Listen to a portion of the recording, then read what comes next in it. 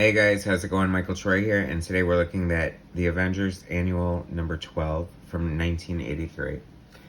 I was gonna call this segment Weird Random Annuals. It just rolls off the tongue, doesn't it? Now that's gonna be going through your head all day. Um, I don't think that's copyright. But so this is a weird random annual.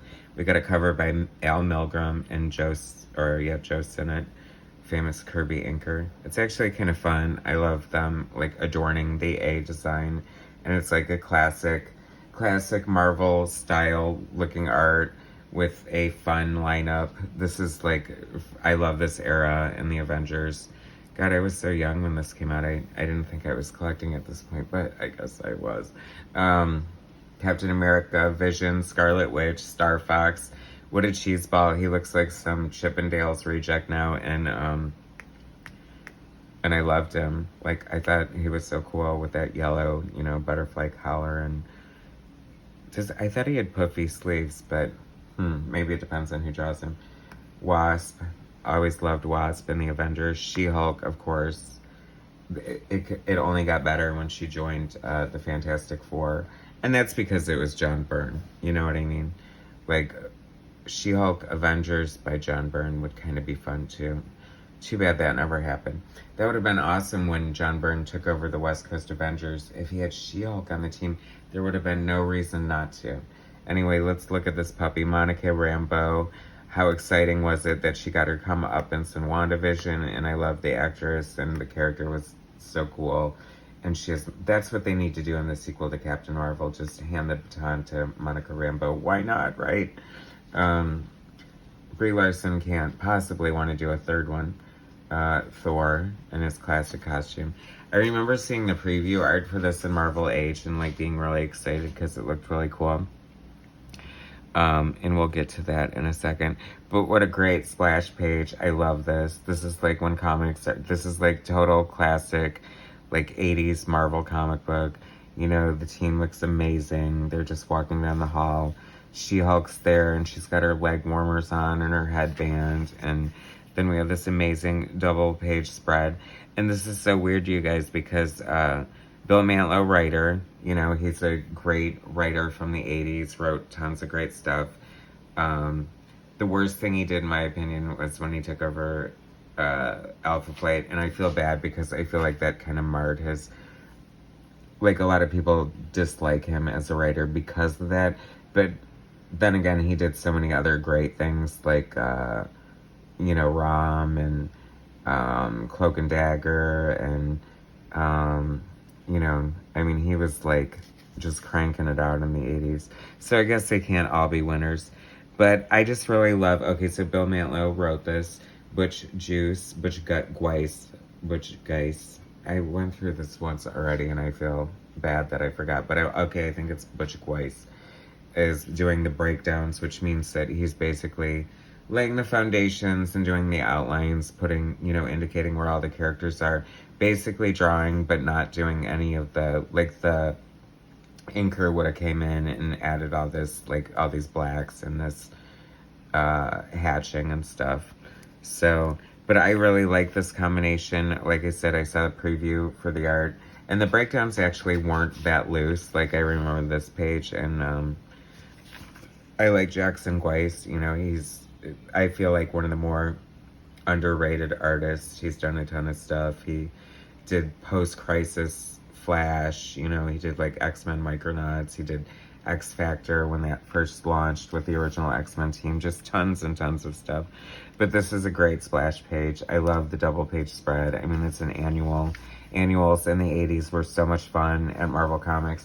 Annuals traditionally started out as, it makes sense in a way because it's sort of like having a yearly recap. Like, they would do like reprints of older books, and I don't think that actually was a bad idea because they didn't have trade paperbacks and things like that back in the day. So by doing reprinting material in annuals, it gives readers a new chance to catch up on older stories that they may not have seen before. But did I already... So the Rick Magyar is the finisher, which means he's the one doing all the blacks, and line weight and stuff. Carl Gafford, colorist. He was the colorist, I believe, on Justice League International with Kevin McGuire and Terry Austin and J.M. DeMatteis and Keith Giffen, if you remember that run, and who doesn't, right? I figure most people watching my channel know what I'm talking about. But then again, I barely know what I'm talking about, so how could they?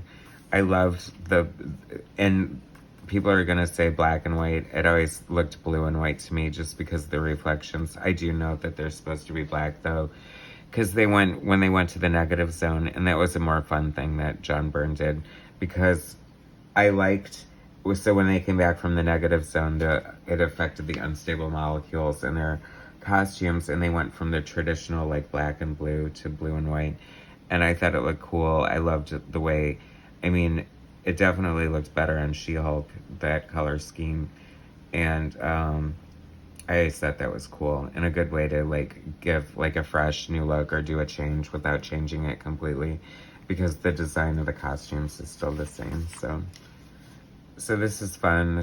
Here come the Inhumans, and, you know, it's just a fun, like, annuals traditionally were just, like, some, I don't know, special, like, offshoot story, like, out of the continuity, and just, like, always something big and special. Like, I've done a lot of shows on the X-Men annuals from the 80's, which were just, like, so freaking amazing. By Art Adams, you know, Bill Sienkiewicz, Michael Golden, Steve Leiloha, Alan Davis, if I didn't already say him. So many great annuals for Uncanny X-Men. I don't know, this Rick Magnar is, like, I'm just loving these inks. I feel like I know his name, like, who he worked with somebody, or he might be a penciler himself, but I didn't realize he was around for this long, or I'm seeing, like, a sort of manga style in my mind, but I'm not quite sure. But I just love this. This is just, like, fun, traditional old Marvel comics to me. I love the Inhumans for whatever reason. I love their design, and I love Medusa's big, long red hair. I remember creating a character very similar to her named Libra, and instead of Lockjaw, she had a great white, or a giant shark. I think it was bigger than a great white shark, because, you know, why not if you're gonna exaggerate? I don't know, this is just fun and kooky, right? Quicksilver, you gotta love Quicksilver. Always up to his shenanigans.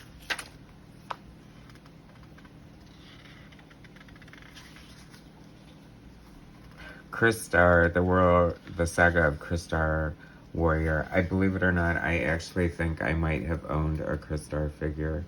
Maybe not the main Crystar, but did I own Feldspar? That would be crazy if I just owned him. Warbow, these are all so cool. Oh my god. And Crystar totally tanked. Like, the comic did not do well, I don't think. I think I have the issue with Nightcrawler on the cover. That's kind of weird that they let the X-Men crossover with that. So you'll never see that reprinted, I'm sure, because of rights and stuff. Black Bolt. He must have coughed or something. Blown up the world with his loudness. His powerful vocal cords. So I guess that's it. Random Marvel Annual. Alright. Thanks so much for watching, you guys. Please subscribe to my channel. I don't know if these are expensive or what, but if you ever come across any old annuals, like in a dollar bin or discount bin, definitely pick them up. They're always a load of fun. You never know what kind of creative team you're gonna get, and I don't know, just the cover alone, right? Anyway, thanks for watching. Please subscribe to my channel, hit like, share my content, and I'll bring you some more later. Alright, thanks guys.